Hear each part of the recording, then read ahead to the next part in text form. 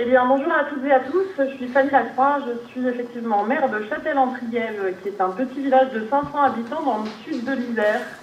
Je suis aussi vice-présidente de mon intercommunalité, qui est l'intercommunalité du Trièves, et aussi depuis 2021, vice-présidente de l'Association des maires ruraux de France. Et je m'occupe de la transition écologique. Voilà, donc moi ça fait assez peu de temps en fait que je suis maire, c'est depuis 2020, et c'est une histoire un peu singulière qui m'a des études d'urbanisme, et je ne savais pas tellement trop comment en fait saisir les enjeux qui sont ceux d'aujourd'hui et qui peuvent être assez anxiogènes. Et puis après, les hasards de l'existence, en fait, m'ont fait découvrir Châtel-en-Trièves, le Trièves d'abord, parce que j'ai suivi mon compagnon qui voulait reprendre la ferme de ses parents. Et quand le maire m'a recruté, on a fait le tour du village, et au centre de Saint-Sébastien, il y avait un grand espace de 3 hectares, avec un magnifique parc arboré, et puis des bâtiments patrimoniaux, 2 bâtiments typiques du Trièves. Et donc ce maire m'a dit, bah voilà, faudrait réussir à créer une forme de centralité, à refaire village ici, là où on avait un peu tout perdu. Et moi, j'avais un peu des techniques d'animation du débat public parce que c'est quelque chose qui m'avait beaucoup plu pendant mes études, et j'avais travaillé à un moment dans un bureau d'études spécialisé en participation citoyenne. Donc j'ai dit au maire, bah, si tu en es d'accord, Jean-Pierre, moi on va animer des ateliers participatifs, et en fait c'est les habitants eux-mêmes qui vont construire le village qu'ils ont envie de rêver ensemble. Et donc on a fait la première réunion publique. C'était en décembre, pourtant une nuit d'hiver, enfin il était assez sombre, et pourtant j'ai souvenir des habitants qui ont afflué dans la salle du conseil municipal. Sur un village de 250 habitants, 80 habitants sont venus à la première réunion publique, et après ils se sont vraiment mis dans ce jeu-là de pouvoir construire ensemble en fait ce village. Et ce qu'ils avaient bien compris, c'était que c'était pas la mairie qui allait faire seule les choses, parce que vous savez, en milieu rural, une mairie, souvent, c'est une secrétaire de mairie, un agent technique polyvalent, quelques élus, et puis pas beaucoup de moyens humains. Donc il y a vraiment eu cette prise de conscience que si on voulait faire quelque chose, il fallait tous s'y mettre ensemble. Et donc des ateliers participatifs, des propositions qui ont été extrêmement riches. Et pendant 4 mois, moi j'ai animé un peu cette démarche. Et puis après, donc le conseil municipal a validé la totalité des propositions habitantes.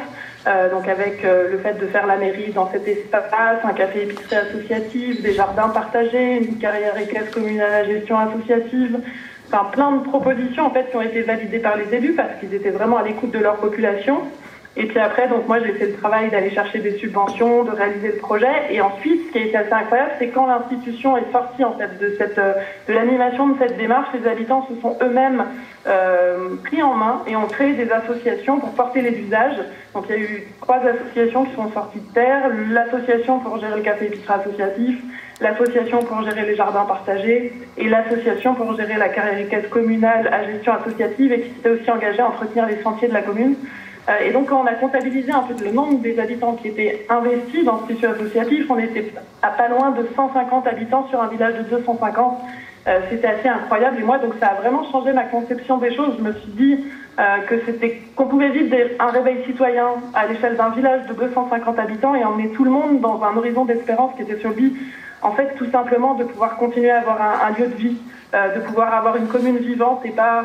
Je crois que derrière ça, c'était au moment des Gilets jaunes, il s'est passé quelque chose à Châtel où on s'est dit, c'est pas parce qu'on est petit qu'on n'a pas le droit à l'existence, et donc on va se mettre tous ensemble pour essayer de créer un peu notre commun. Voilà, donc moi ça m'a beaucoup plu. Après j'ai voulu participer aussi à cette reprise en main collective de cette destinée locale, donc j'ai changé de métier. Après j'ai été investie dans les associations comme tout le monde, et après assez naturellement, en fait, les habitants m'ont porté à la fonction de maire en 2020, que je crois qu'ils voulaient un animateur de ce grand collectif. Et aujourd'hui, c'est vrai que j'essaye de voir ma commune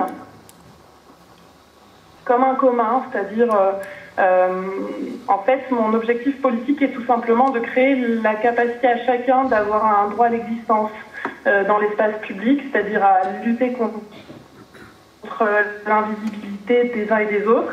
Et donc, on a défini, c'est mon urbanisme, j'ai défini des lieux de la citoyenneté actifs qui sont sur les 2 centres-bourgs. Donc voilà, je vous disais qu'aujourd'hui, cette citoyenneté, ce droit au village, c'est comme ça que je l'appelle, il est vraiment matérialisé dans l'espace public, c'est-à-dire que sur les 2 centres-bourgs, et on a beaucoup de chance là-dessus, on a des espaces publics, à peu près 3 hectares sur les 2 villages qui appartiennent à la municipalité et qui sont entièrement dédiés à la citoyenneté active. Donc ce sont des espaces publics avec des bâtiments. Et en fait, on a créé aussi une organisation pour gérer ces espaces-là et la citoyenneté active qu'il y a dessus, qui s'y exerce. Donc ça s'appelle Châtel Village, évidemment, c'est les habitants qui ont tout co-construit. Et donc aujourd'hui, cette collégiale rassemble des acteurs de la municipalité, des acteurs qui représentent le tissu associatif, parce qu'on a plus de 25 associations sur ce village de 500 habitants. On a aussi des représentants des acteurs économiques et des représentants des citoyens ordinaires. Le maire siège aussi dans Châtel Village. Et donc c'est ensemble, en fait, qu'on définit...